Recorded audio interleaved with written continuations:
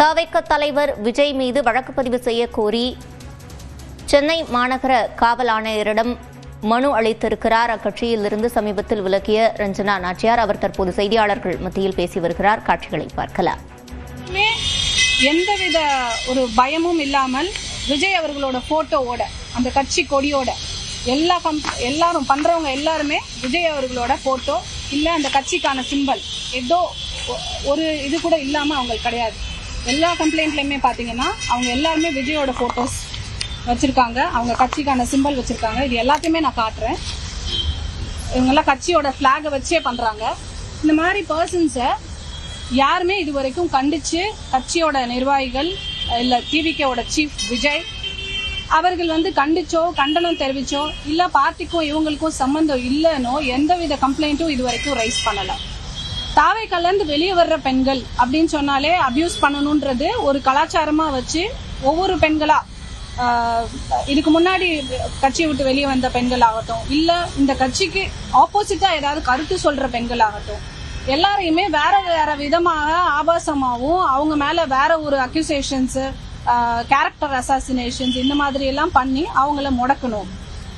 எல்லா இதுலயுமே உன்னோட பொலிட்டிக்கல் கேரியர் க்ளோஸ், உன்னோட பர்சனல் விஷயங்கள் எல்லாமே க்ளோஸ், இனிமேல் எல்லாத்தையுமே டிக் பண்ணி எடுக்க போறோம். இந்த சிபிஐ என்கொயரி பண்ற மாதிரியும் என்னமோ நாங்கெல்லாம் அரசியலுக்கு வர்றோமா இல்ல நாங்கெல்லாம் தப்பு தண்டா பண்ணி வந்தோமா. கடந்த ஒரு வருடத்துக்கு மேல நம்ம தாவைக்கால இருக்கோம். அன்னைக்கெல்லாம் உங்களுக்கு என் மேல எந்த அக்யூசேஷன்ஸும் இல்ல. அன்னைக்கு அக்காவா தெரியும். கட்சியை விட்டு வெளியே வரும்போது உங்களுக்கு இத்தனை விதமான அக்யூசேஷன்ஸ் கொடுக்கணுன்ற அளவுக்கு வரீங்கன்னு சொன்னா இதெல்லாம் கண்டிக்க வேண்டிய கடமையும் பொறுப்பும் தாவைக்கா தலைவர் விஜய் அவர்களுக்கு உண்டு.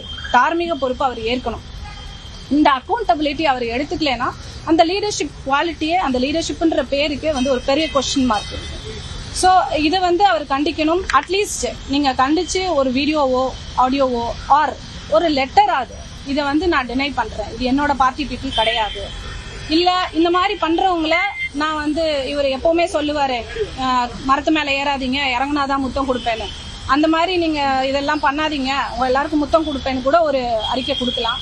ஸோ இந்த மாதிரி விஜய் அவர்கள் இந்த யங்கர் ஜெனரேஷன் ஜென்சி கிட்ஸை கண்டினியூஸா இது மாதிரி ஒரு ட்ரெண்ட் செட்டிங்கை கொண்டு வந்துட்டு இருக்காரு. இது சமுதாயத்துக்கு நம்ம கலாச்சாரத்துக்கு தமிழ்நாடு பெண்களுக்கு இது ரொம்ப கேடான ஒரு விஷயம். இன்னைக்கு வரப்போற எனர்ஜி லாக்டவுன்ன்ற ஒரு அபாயத்தை விட தாவைக்கா ஒரு பெரிய அபாயகரமா ஒரு விஷயமா பாக்குறேன். இந்த மாதிரி விஷயங்களை இந்த மாதிரி கலாச்சாரங்களை இன்டியூஸ் பண்ணி அதை ஆதரிச்சு விஜய் அவர்கள் மௌனம் காப்பது ஏன்? நேற்று இரவு டிஜிபி ஆபீஸ்ல ஒரு கம்ப்ளைண்ட் கொடுத்திருக்காரு பொன்ராஜ் அவர்களோட ஸ்டேட்மெண்ட்டுக்காக. நான் பொன்ராஜ் அவர்களுக்காக வக்காலத்து வாங்கியோ அவரோட ஸ்டேட்மெண்ட் கரெக்ட்னு சொல்லியோ வாதாட வரல. அவரோட ஸ்டேட்மெண்ட் கண்டனத்துக்குரியது தான். பட் அவருக்கும் திமுகவுக்கும் என்ன சம்பந்தம்? திமுக நிர்வாகியா அவரு கிடையாது. எந்தவித இதுவுமே இல்லாம திமுக தான் இது எல்லாத்துக்குமே காரணம். எல்லாம் அவர் வீட்டுல ஒண்ணு நடந்தாலும் சரி, அவர் மனைவி கம்ப்ளைண்ட் கொடுத்தாலும் சரி, கட்சியை விட்டு யாரும் வெளியே வந்தாலும் சரி, எல்லாத்துக்குமே இந்த ஒரு கட்சி தான் காரணம் அப்படின்ற ஒரு பிளேம் அக்யூசேஷன்ஸை வச்சுட்டே வராங்க. இது தொடர்றது நல்லது கிடையாது.